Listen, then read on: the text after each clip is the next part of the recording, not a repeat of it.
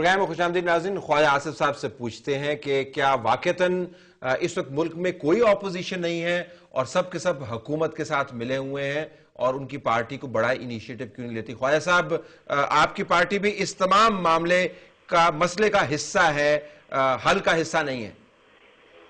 मैं तो जी इस बात को आपकी से इत्तेफाक नहीं करता।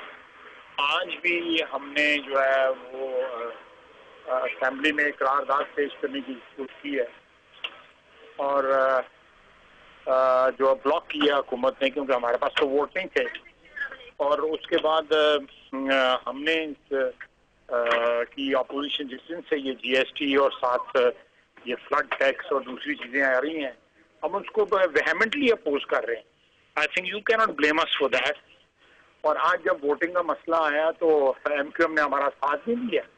और अगर MQM if they were ready to put their money where their mouths are, तो ये सिलसिला आज करारदाद पास हो जाती है इस महंगाई के खिलाफ जो है, लेकिन इनकी वजह से नहीं हुई। जी, जरा वसीम साहब से पूछ लें क्विकली। वसीम साहब, आज आपने पीएमएलएन की करारदाद के ऊपर साथ क्यों नहीं दिया? तलत, मैं कराची में हूँ और मुझे इस्लामाबाद की कार्रवाई का भी पता नहीं है। वहाँ हमारे सारे एमपीएज एमएनएज हैं भी नहीं, तो मैं लेट मी फाइंड आउट कि क्या बनी थी पोजीशन। अचानक कोई चीज़ आई थी क्योंकि हम सारे थे भी नहीं वहाँ, हमारे कोई 2-3 एमएनएज थे वहाँ। ओके, तो आपको पूरी मालूमात नहीं है कि वाकईतन पीएमएलएन की करारदाद के साथ इत्तेफाक ना करने की वजह क्या? ख्वाजा साहब, जरा ये बताएं कि अब आप भी हेल्पलेस हैं, हुकूमत के कोलिशन पार्टनर्स भी हेल्पलेस हैं, हुकूमत से बात करते हैं वो कहते हैं हम हेल्पलेस हैं क्योंकि हमने आईएमएफ से पैसे लेने हैं, और अवाम कह रहे हैं कि हम तो सबसे ज्यादा बेचारे हैं क्योंकि हमें तो कोई उम्मीद नजर नहीं आ रही। तो ये मामला जाएगा किस तरफ? हमारा साथ दें तो हम महंगाई के खिलाफ करारदाद लाते हैं and we will force the government to back down. लेकिन अगर ये हमारा साथ नहीं देंगे, ये रहमान मलिक साहब की उसमें जो है आते रहेंगे बातों में, तो फिर ये जबानी जमा खर्ची होगा। It lack of political will. जी वसीम साहब, जबानी जमा खर्च ज्यादा है, पॉलिटिकल विल नहीं है आप में? नहीं, ऐसी बात नहीं है। हम बिल्कुल आज अल्ताफ भाई का बयान शायद इन्होंने भी देखा होगा, हमने भरपूर एहतजाज किया इस पे। जाहिर है जब एक लीडर भरपूर एहतजाज अपनी स्पीच में कर रहा है तो असेंबली में तो वापस बैकआउट नहीं कर सकते हम।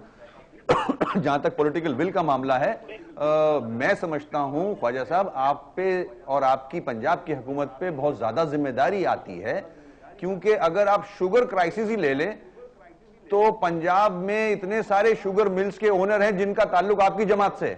आपने क्या मेजर्स लिए? नहीं, हमारी जमात से नहीं है ये, मैं आपको वसीम भाई सबको पता है ख्वाजा साहब, मैं अकेला नहीं बोल रहा। नहीं, मैं चैलेंज करता हूँ। अब चाहे आज जो ये साबित करें, मियां नवाज शरीफ और मियां शहबाज शरीफ दोनों भाई एक शुगर मिल ओन करते हैं, इसके अलावा आप कोई साबित कर जाएं तो आप जो सजा देंगे मुझे वो कबूल है। मैं साबित की बात नहीं कर रहा। देखें हुकूमत आपके पास है। नहीं वसीम साहब, जिम्मेदार आप एमएनए हैं, आप एक सियासी वर्कर मेरी तरह। इस तरह बात करते हुए जो है ना, वाइल्ड किस्म की बात करनी जो है, हम सियासतदानों को छोड़ देनी चाहिए। नहीं, बात नहीं कर रहा मैं ख्वाजा साहब। ये पिछले साल नवंबर से लेके इस साल अप्रैल तक 5 खत जो है ना पंजाब हुकूमत ने फेडरल गवर्नमेंट को लिखे और उनको कहा कि वक्त के ऊपर इस वक्त रेट कम है, इस वक्त आप चीनी इंपोर्ट कर लें, उसके बाद रेट बढ़ जाएगा, फिर आप चीनी इंपोर्ट नहीं कर सकेंगे।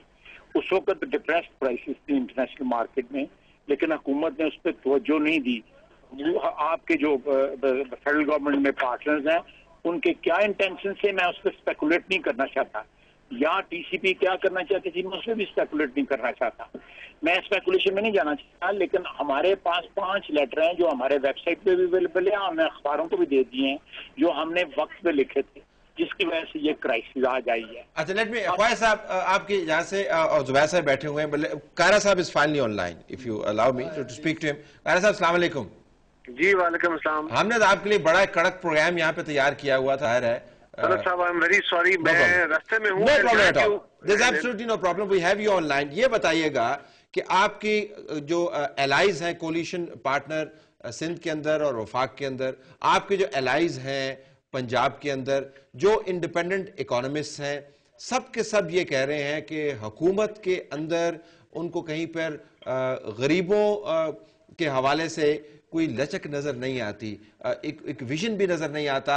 जो IMF कही जा रहा है आप मानी जा रहे हैं, और अब ये RGST जो आपने लगा दिया, इसके बाद तो खदशा ये है कि मामलात और ख़राब हो गए। हुकूमत के अंदर जो गरीबों का पुरसान हाल बनने की जो सलाहियत थी ख़त्म हो गई है, क्या मसला हुआ है हुकूमत के अंदर? ताला साहब, गुजारिश है, जहाँ तक हमारे साथियों का भी है, उनका अपना व्यू है। आज भी हमने उनको बार बार क्लियर किया है, इससे पहले भी क्लियर किया है कि जो RGST है, इसकी वजाहत तो फरमा दें कि RGST है क्या कोई नया टैक्स लगा रहे हैं या हम पहले वाले टैक्स को रिफॉर्म कर रहे हैं? वो सेक्शन ऑफ सोसाइटी या सेक्शन ऑफ बिजनेस जिन्होंने एग्जेम्पशन ले रही थी माजी में किसी भी हवाले से, उन्होंने अपने इन्फ्लुएंसेस, अपने जो ग्रुपिंग उसके हवाले से, हम उनको टैक्स नेट में ला रहे हैं।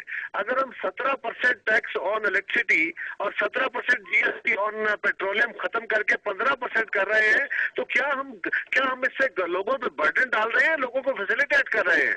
वो सेक्शन जिन पे 17% से लेके 25% टैक्स था, हम उसको 15% कर रहे हैं, तो लोगों को फैसिलिटेट करेंगे या टैक्स करेंगे? कैसे लोग चीखें क्यों मार रहे हैं फिर? ये लोग चीखें क्यों मार रहे हैं? सर देखिए, मुख्तलिफ अपने इंटरेस्ट ग्रुप को रिप्रेजेंट कर रहे होते हैं लोग। बाज़ औक़ात जो हमें गाइड करते हैं, विद वेरी अपॉलॉजी, कि जो लोग हमें गाइड करते हैं वो उनके अपने इन्फ्लुएंसेस होते हैं। इस वक्त मैं जो बात कर रहा हूँ ताला साहब, आपके मुल्क के अंदर, मेरे मुल्क के अंदर क्या 17% से 25% तक सेल्स टैक्स है या नहीं है? अगर है तो फिर हम क्या करने जा रहे हैं? हम ये कर रहे हैं कि हम सेल्स टैक्स की शरह कम कर रहे हैं, इकोनॉमी को डॉक्यूमेंट करना चाह रहे हैं, सेल्स की जो नेटवर्क से जो बाहर एग्जेम्प्टेड क्लासेस हैं उनको एग्जेम्पशन गिव ऑफ करके उनको टैक्स नेट में लाना चाह रहे हैं। और ये आप इस वजह से कर रहे हैं कि IMF ने कहा है? सर IMF को एक तरफ रख दीजिए, क्या ये पाकिस्तान के लिए फायदेमंद है कि नहीं है? Let me ask Dr. Zubair. Let me hear Dr. Zubair. Let me hear Dr. Zubair on this. Bear with me. जी डॉक्टर साहब। जनाब देखिए, बात सुनिए। बात ये है कि ये जो नया रिफॉर्म GST है, ये पाकिस्तान के मईशत के लिए बेहतर है। मैं अपनी असली राय बताता हूँ। ठीक। और ये महंगाई को आगे नहीं बढ़ाएगा। इस वक्त जो ज्यादातर इसके खिलाफ अपोजिशन आ रही है वो उन ग्रुप से आ रही है जो इस वक्त डॉक्यूमेंट नहीं होना चाहते, और सेल्स टैक्स से इस वक्त जो बचे हुए हैं वो रिफॉर्म GST से फिर शायद नहीं बच सकेंगे। आप सपोर्ट करते हैं? मैं इसको सपोर्ट करता हूं, लेकिन साथ ही मैं ये कहूंगा कि जहां पर महंगाई की आप बात कर रहे थे, वो वहां पर हमारी जो मौजूदा हुकूमत है, इसने अभी तक ये हमें नहीं दिखाया, एक विल नहीं दिखाई कि वो उस महंगाई के ऊपर काबू लाए। काबू करना है इसको बहुत आसान था। ये 1.5 साल जो अभी तक IMF का प्रोग्राम था, इसका असली मकसद ये था कि महंगाई को वो 10% से कम करे। इस वक्त तो वो 20-25% तक पहुंच गए। 15 तो ऑफिशियली वो तो नहीं 15 तो छोड़े जनाब, ये तो छोड़े, वो तो बहुत आगे बढ़ चुकी है। इसमें जो कमजोरी है वो हुकूमत फेडरल गवर्नमेंट की है, इसलिए कि मॉनेटरी एंड फिस्कल पॉलिसी इनका काम है। अब बात रही जहां पर हम चीनी की बात कर रहे थे, देखिए बात सुनिए, चीनी की जो मार्केट है, जो इंडस्ट्री है, इससे ज्यादा रेगुलेटेड कोई भी पाकिस्तान की इस वक्त इंडस्ट्री नहीं होगी, और इस पर शायद मेरे साथ मेरे भाई तमाम इत्तेफाक करेंगे। चाहे अगर इसकी किस किस्म की मशीनरी लगानी है, उन दिनों में जब थी तो उस वक्त भी था, इस वक्त इसको गन्ने को किस कीमत से अच्छा, let me interrupt, I don't want to make it cheeni focused issue. मैं महंगाई के ऊपर आना चाहता हूं, ब्रेक के बाद वापस आऊंगा और इस मामले को लेकर चलेंगे। तो फिर अगर हुकूमत बाज जगहों पर दुरुस्त है, हुकूमत से बड़ी गलती महंगाई के हवाले से कहां पर हो रही है, तो ये फंस है क्या? ब्रेक के बाद नाज़रीन वापस आएंगे, इसी मौजू को चलाएंगे और आपके सवाल भी लेंगे।